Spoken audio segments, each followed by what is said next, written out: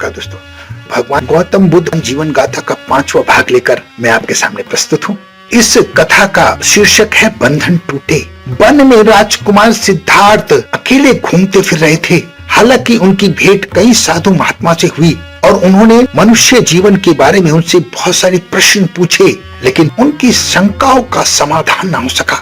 इस दौरान उनके पिताजी ने उन्हें वन से वापस लाने के लिए बहुत सारे दूत भेजे, बहुत सारे यत्न किए, लेकिन उन्हें सफलता नहीं मिली। राजकुमार सिद्धार्थ ने आगे बढ़ने का निश्चय किया। वो जो भी साधु संत या सत्वजन उनको मिलता था, उससे मानव जीवन के बारे में चर्चा करते थे, अपनी शंकाओं का समाधान करने की कोशिश करते थे।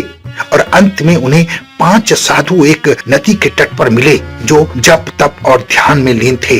राजकुमार सिद्धार्थ कठिन तपस्या करने लगे। उन साधुओं का साथ राजकुमार सिद्धार्थ को मिल गया था। राजकुमार सिद्धार्थ कई वर्षों तक निर्जल निहाकार रहकर तपस्या करने लगे। इससे उनका शरीर छिन्न पड़ गया था। वो कभी कुछ खाते, कभी कुछ नहीं खाते थे। वो चावल का एक दाना या तिल का एक दाना खाकर अपनी पूजा पाठ में लगे रहते थे।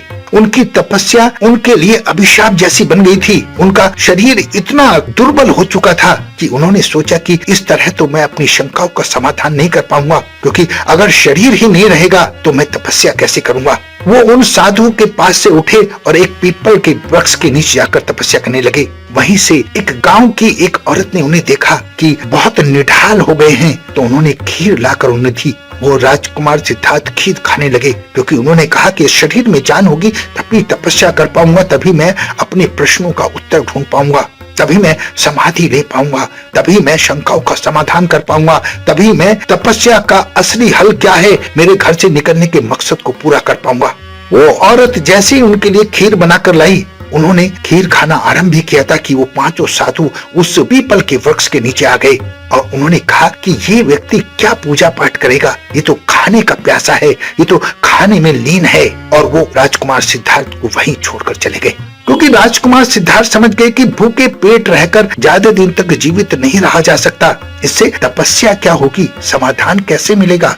इसलिए उन्होंने शरीर को चलाने का निर्णय लिया था। शरीर स्वस्थ है रहेगा तो ईश्वर में ध्यान लगेगा, अपनी बातों का हल निकालने में कठिनाई नहीं होगी। उस प्रदेश के राजा मार थे। उनका एक पुत्र था जो बहुत बलशाली और शक्तिशाली था। वहाँ के राजा सिद्धार्थ को इस हालत में देखना नहीं चाहते थे, इसलिए उन्होंने अपने पुत्र से कहा कि तुम अपनी जादू शक्ति से इसका अंत कर दो। लेकिन उनके पुत्र ने कहा कि राजकुमार सच्चा है, वो दूसरों की खातिर राजमहल छोड़कर आया है, अपने सुख साधनों का त्याग करके कष्टों को सह रहा है, ऐसा करना उचित नहीं होगा।